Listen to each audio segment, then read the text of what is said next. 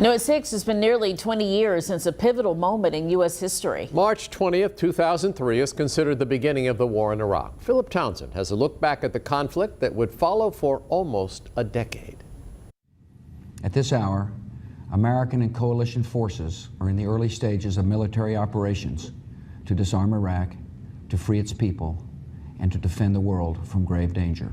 19 years ago this week, President George W. Bush announcing the start of war in Iraq. Buildings were burning as U.S. troops fought Iraqi soldiers. We remain on plan, and we're confident that we will accomplish our objectives. Just days after President Bush's announcement, we learned the specifics of the surprise attack on Baghdad, including local involvement from the U.S. Navy. It turns out that jets not only from the Harry S. Truman, but also from the Theodore Roosevelt took part in the overnight raids against Iraq. Late Friday night, the first wave put on a fireworks show of sorts in the Eastern Med.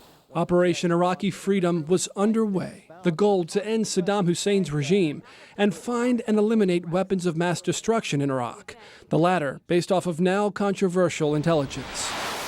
2 months later, in May of 2003, the infamous Mission Accomplished speech aboard carrier USS Abraham Lincoln. The United States and our allies have prevailed. But Saddam Hussein was still on the run. 7 months would go by before his capture in December, after one of the largest manhunts in history.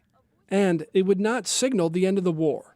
8 more years of bloodshed, including more than 4,000 U.S. Armed Forces deaths. The war in Iraq's official end, December of 2011. For 13 News Now, I'm Philip Townsend.